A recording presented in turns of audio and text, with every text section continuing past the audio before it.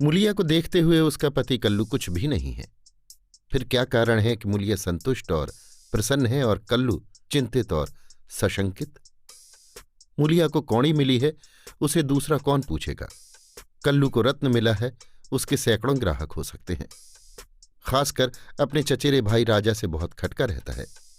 राजा रूपवान है, रसिक है, बातचीत में कुशल है, स्त्रियों को रिझाना जानता है। इससे कल्लू मुलिया को बाहर नहीं निकलने देता।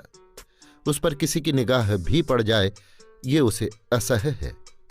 वो अब रात दिन मेहनत करता है जिससे मुलिया को किसी बात का कष्ट न हो। उसे न जाने किस पूर्व जन्म के संस्कार से ऐसी स्त्री मिल गई है। उस पर प्राणों को न्यौछावर कर देना चाहता है। मुलिया का कभी सिर भी दुखता है तो उसकी जान निकल जाती है। मुलिया का भी ये हाल है कि जब तक वो घर नहीं आता मछली की भांति तड़पती रहती है। गांव में कितने ही युवक हैं जो मुलिया से छेड़छाड़ करते रहते हैं, पर उस युवती की दृष्टि में कुरूप कलुआ संसार भर के आदमियों से अच्छा है। एक दिन राजा ने कहा, भाभी भैया तुम्हारी जोग न थे। मुलिया बोली, भाग में तो वो लिखे थे, तुम कैसे मिलते? राजा ने मन में समझा, बस अब मार लिया।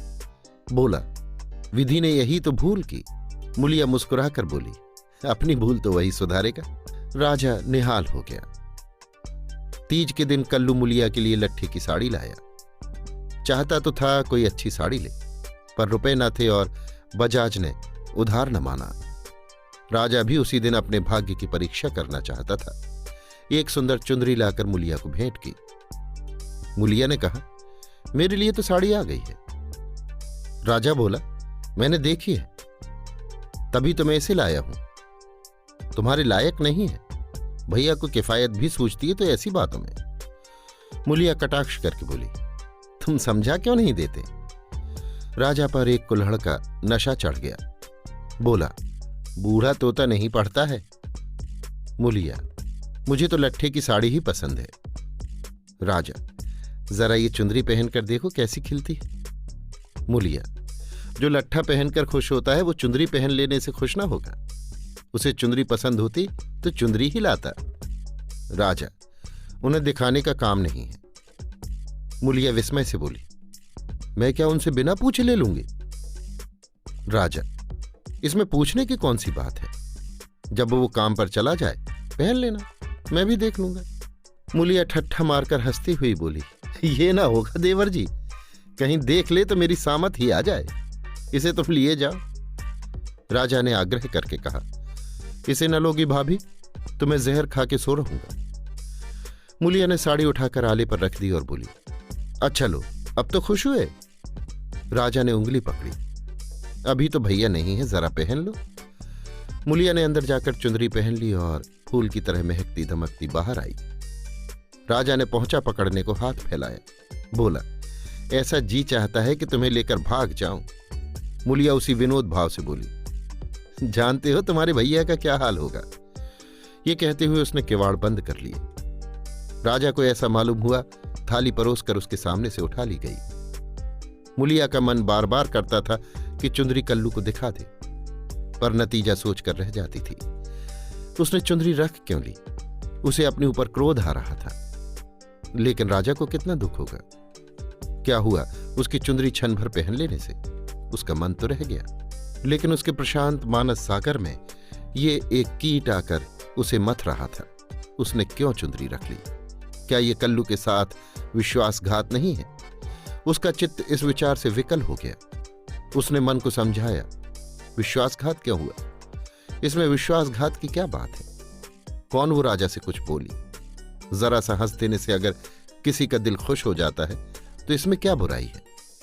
कल्लू ने पूछा, आज रज्जू क्या करने आया था? मुलिया की देह थर थर कांपने लगी। बहाना कर गई, तमाकू मांगने आए थे। कल्लू ने भवें से कोड़कर कहा, उसे अंदर मत आने दिया करो, अच्छा आदमी नहीं है। मुलिया, मैंने कह दिया तमाकू नहीं है तो चले गए। कल्लू ने अब की तेजस्विता के साथ कहा, क्यों झूठ बोलती है? वो तमाकू मांगने नहीं आया था। मुलिया, तो और यहां क्या करने आते? राजा, चाहे जिस काम से आया हो, तमाकू मांगने नहीं आया। वो जानता था मेरे घर में तमाकू नहीं है। मैं तमाकू के लिए उसके घर गया था। मूलिया की देह में काटो तो लहू नहीं। चेहरे का रंग उड़ गया। सिर झुकाकर बोली, मैं किसी के मन का हाल क्या जानूं। आज तीजे का रथ जगा था। मूलिया पूजा का सामान कर रही थी, पर इस तरह जैसे मन में जरा भी उत्साह, जरा भी श्रद्धा नहीं है। उसे ऐसा मालूम हो रहा है उसके मुख में कालिमा पुत गई और अब वो कल्लू की आंखों से गिर गई है। उसे अपना जीवन निराधार सा जान पड़ता था। सोचने लगी, भगवान ने मुझे ये रूप क्यों दिया। ये रूप न होता तो राजा क्यों मेरे पीछे पड़ता और क्यों आज मेरी ये गत होती। मैं काली कुरूप रहकर इससे कहीं सुखी रहती, तब तो मन इतना चंचल न होता। जिन्हें रूप की कमाई खानी हो वो रूप पर फूले। यहां तो इसने मटिया मेट कर दिया। न जाने कब उसे झपकी आ गई तो देखती है कल्लू मर गया है और राजा घर में घुसकर उसे पकड़ना चाहता है। उसी दम एक वृद्धा स्त्री न जाने किधर से आकर उसे अपनी गोद में ले लेती है और कहती है, तूने कल्लू को क्यों मारा। मूलिया रोकर कहती है, माता मैंने उन्हें नहीं मारा। वृद्धा कहती है, हाँ तूने छुरी कटार से नहीं मारा। उस दिन तेरा तप छीन हो गया और इसी से वो मर गया। मूलिया ने चौकन्नी आंखें खोल दी। सामने आंगन में कल्लू सोया हुआ था। वो दौड़ी हुई उसके पास गई और उसकी छाती पर सिर रखकर फूट फूट कर रोने लगी। कल्लू ने घबरा कर पूछा, कौन है मूलिया, क्यों रोती हो, क्या डर लग रहा है। मैं तो जागी रहा हूं। मूलिया ने सिसकते हुए कहा, मुझसे आज एक अपराध हुआ है, उसे क्षमा कर दो। कल्लू उठ बैठा, क्या बात है कहो तो, रोती क्यों हो। मूलिया, राजा तमाकू मांगने नहीं आया था, मैंने तुमसे झूठ कहा था। कल्लू हंसकर बोला, वो तो मैं पहले ही समझ गया था। मूलिया, वो मेरे लिए चुंदरी लाया था, तुमने लौटा दी।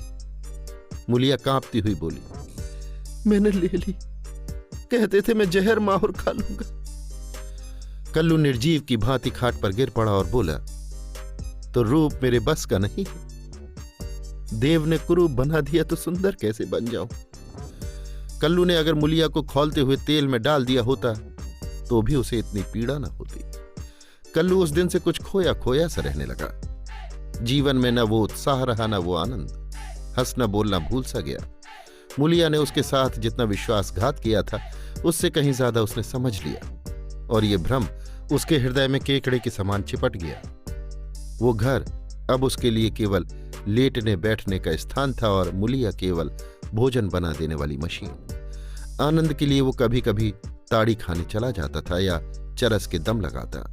मूलिया उसकी दशा देख देख अंदर ही अंदर कुढ़ती थी। वो उस बात को उसके दिल से निकाल देना चाहती थी, इसलिए उसकी सेवा और मन लगाकर करती, उसे प्रसन्न करने के लिए बार बार प्रयत्न करती। पर वो जितना ही उसको खींचने की चेष्टा करती थी उतना ही वो उससे विचलता था, जैसे कोई कटिये में फंसी हुई मछली। कुशल ये थी कि राजा जिस अंग्रेज के यहां खानसामा था उसका तबादला हो गया और राजा उसके साथ चला गया था। नहीं दोनों भाइयों में से किसी न किसी का जरूर खून हो जाता। इस तरह साल भर बीत गया। एक दिन कल्लू रात को घर लौटा तो उसे ज्वर था। दूसरे दिन उसकी देह में दाने निकल आए। मूलिया ने समझा माता है, मान मनौती करने लगी, मगर 4-5 दिन में ही दाने बढ़कर आंवले पड़ गए और मालूम हुआ ये माता नहीं उपदंश है। कल्लू की कलुषित भोग लालसा का ये फल था। रोग इतनी भयंकरता से बढ़ने लगा कि आंवलों में मवाद पड़ गया और उनमें से ऐसी दुर्गंध उड़ने लगी कि पास बैठती नाक फटती थी।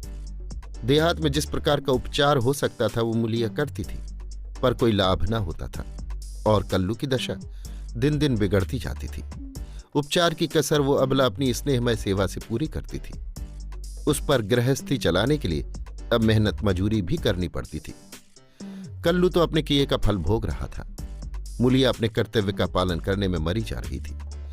अगर कुछ संतोष था तो ये कि कल्लू का भ्रम उसकी इस तपस्या से भंग होता जाता था। उसे अब विश्वास होने लगा था कि मूलिया अब भी उसी की है। वो अगर किसी तरह अच्छा हो जाता तो फिर उसे दिल में छिपा कर रखता और उसकी पूजा करता। प्रातःकाल था। मूलिया ने कल्लू का हाथ मुंह धुलाकर दवा पिलाई और खड़ी पंखा डुला रही थी कि कल्लू ने आंसू भरी आंखों से देखकर कहा, मूलिया, मैंने उस जन्म में कोई भारी तप किया था कि तुम मुझे मिल गई। तुम्हारी जगह अगर मुझे दुनिया का राज मिले तो ना लूं। मुलिया ने दोनों हाथों से उसका मुंह बंद कर दिया और बोली, इस तरह की बातें करोगे तो मैं रोने लगूंगी। मेरे धन्य भाग कि तुम जैसा स्वामी मिला। ये कहते हुए उसने दोनों हाथ पति के गले में डाल दिए और लिपट गई। फिर बोली, भगवान ने मुझे मेरे पापों का दंड दिया है। कल्लू ने उत्सुकता से पूछा, सच कह दो मूला, राजा में और तुम में क्या मामला था? मुलिया ने विस्मित होकर कहा, मेरे और उसके बीच में कोई मामला हुआ हो तो भगवान मेरी दुर्गत करे। उसने मुझे चुंदरी दी थी, वो मैंने ले ली थी, फिर मैंने उसे आग में जला दिया। तब से मैं उससे नहीं बोली। कल्लू ने ठंडी सांस खींचकर कहा, मैंने कुछ और ही समझ रखा था। न जाने मेरी मति कहाँ हर गई थी। तुम्हें पाप लगाकर मैं आप पाप में फंस गया और उसका फल भोग रहा हूं। उसने रो रो कर अपने दुष्कृत्यों का पर्दा खोलना शुरू किया और मुलिया आंसू की लड़ियां बहाकर सुनने लगी। अगर पति की चिंता न होती तो उसने विष खा लिया होता। कई महीने के बाद राजा छुट्टी लेकर घर आया और कल्लू की घातक बीमारी का हाल सुना तो दिल में खुश हुआ। तीमारदारी के बहाने से कल्लू के घर आने जाने लगा। कल्लू उसे देखकर मुंह फेर लेता, लेकिन वो दिन में 2-4 बार पहुंच ही जाता। एक दिन मुलिया खाना पका रही थी कि राजा ने रसोई के द्वार पर आकर कहा, भाभी, क्या अब मुझ पर दया न करोगी? कितनी बेरहम हो तुम। कई दिन से तुम्हें खोज रहा हूं, पर तुम मुझसे भागती फिरती हो। भैया अब अच्छे न होंगे, इन्हें गर्मी हो गई है। इनके साथ क्यों अपनी जिंदगी खराब करती हो? तुम्हारी फूल सी देह सूख गई है। मेरे साथ चलो, कुछ जिंदगी की बहार उड़ाएं। ये जवानी बहुत दिन न रहेगी। ये देखो, तुम्हारे लिए एक करण फूल लाया हूं, जरा पहनकर मुझे दिखा दो। उसने करण फूल मुलिया की ओर बढ़ा दिया। मुलिया ने उसकी ओर देखा भी नहीं। चूल्हे की ओर ताकती हुई बोली, लाला, तुम्हारे पैरों पड़ती हूं, मुझे मत छेड़ो। ये सारी विपत्ति तुम्हारी लाई हुई है। तुम्हें मेरे शत्रु हो, फिर भी तुम्हें लाज नहीं आती? कहते हो भैया अब किस काम के हैं? मुझे तो अब वो पहले से कहीं ज्यादा अच्छे लगते हैं। जब मैं ना होती तो वो दूसरी सगाई कर लाते, अपने हाथों ठोक खाते। आज मैं ही उनका आधार हूं। वो मेरे सहारे जीते हैं। अगर मैं इस संकट में उनके साथ दगा करूं तो मुझसे बढ़कर अधम कौन होगा? और जब मैं जानती हूं कि इस संकट का कारण भी मैं ही हूं। राजा ने हंसकर कहा, यह तो वही हुआ जैसे किसी की दाल गिर गई तो उसने कहा, मुझे तो सूखी ही अच्छी लगती है। मुलिया ने सिर उठाकर उसकी ओर सजोत नेत्रों से ताकते हुए कहा, तुम उनकी पैरों की धूल के बराबर नहीं हो लाला। क्या कहते हो तुम? उजले कपड़े और चिकने मुखड़े से कोई आदमी सुंदर नहीं होता। मेरी आंखों में तो उनके बराबर कोई दिखाई नहीं देता। कल्लू ने पुकारा, मूला थोड़ा पानी दे। मुलिया पानी लेकर दौड़ी। चलते चलते करण फूल को ऐसा ठुकराया कि आंगन में जा गिरा। राजा ने जल्दी से करण फूल उठा लिया और क्रोध में भरा हुआ चल दिया। रोग दिन दिन बढ़ता गया। ठिकाने से दवा दारू होती तो शायद अच्छा हो जाता, मगर अकेली मुलिया क्या करती? दरिद्रता में बीमारी कोढ़ का खाज है। आखिर एक दिन परवाना आ पहुंचा। मुलिया घर का काम धंधा करके आई तो देखा कल्लू की सांस चल रही है। घबराकर बोली, कैसा जी है तुम्हारा? कल्लू ने सजल और दीनता भरी आंखों से देखा और हाथ जोड़कर सर नीचा कर लिया। यही अंतिम विदाई थी। मुलिया उसके सीने पर सिर रखकर रोने लगी और उन्माद की दशा में उसके आहत हृदय से रक्त की बूंदों के समान शब्द निकलने लगे। तुमसे इतना भी न देखा गया भगवान, उस पर न्यायी और दयालु कहलाते हो, इसीलिए तुमने जन्म दिया, यही खेल खेलने के लिए? हाय नाथ, तुम तो इतने निष्ठुर न थे, मुझे अकेली छोड़कर चले जा रहे हो। हाय, अब कौन मूला कहकर पुकारेगा? अब किसके लिए कुएं से पानी खींचूंगी? किसे बिठाकर खिलाऊंगी, पंखा डुलाऊं? सब सुख हर लिया तो मुझे भी क्यों नहीं उठा लेते? सारा गांव जमा हो गया। सभी समझा रहे थे, मुलिया को धैर्य न होता था। ये सब मेरे कारण हुआ, ये बात उसे नहीं भूलती। हाय, उसे भगवान ने सामर्थ्य दिया होता तो आज उसका सिरताज यूं उठ जाता। शव की दाह क्रिया की तैयारियां होने लगी। कल्लू को मरे 6 महीने हो गए। मुलिया अपना कमाती है, खाती है और अपने घर में पड़ी रहती है। दिन भर काम धंधे से छुट्टी नहीं मिलती। हाँ, रात को एकांत में रो लिया करती है।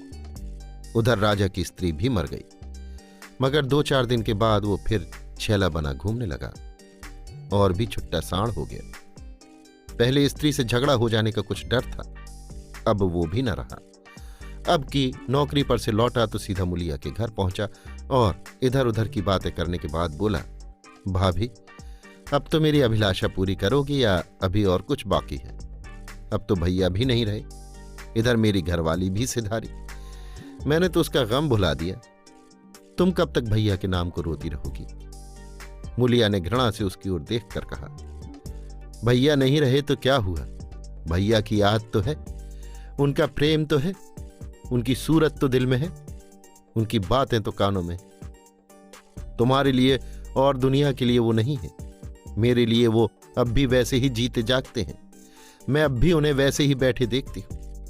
पहले तो देह का अंतर था, अब तो वो मुझसे और भी नगीच हो गए हैं और ज्यों-ज्यों दिन बीतेंगे और भी नगीच होते जाएंगे।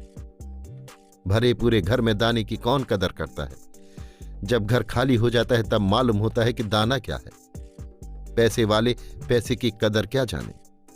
पैसे की कदर तब होती है जब हाथ खाली हो जाता है, तब आदमी एक एक कौड़ी दांत से पकड़ता है। तुम्हें भगवान ने दिल ही नहीं दिया, तुम क्या जानो सोहबत क्या है। घरवाली को मरे अभी 6 महीने भी नहीं हुए और तुम साण बन बैठे। तुम मर गए होते तो इसी तरह वो भी अब तक किसी के पास चली गई होती। मैं जानती हूं कि मैं मर जाती तो मेरा सिरताज जन्म भर मेरे नाम को रोया करता। ऐसे ही पुरुषों की स्त्रियां उन पर प्राण देती हैं। तुम जैसे सोहदों के भाग में पत्तल चाटना लिखा है, चाटो, मगर खबरदार आज से मेरे घर में पांव न रखना, नहीं तो जान से हाथ धोगे। बस निकल जाओ। उसके मुख पर ऐसा तेज, स्वर में इतनी कटुता थी कि राजा को जबान खोलने का भी साहस न हुआ। चुपके से निकल भागा। अभी आप सुन रहे थे मुंशी प्रेमचंद के लिखे कथा संग्रह मानसरोवर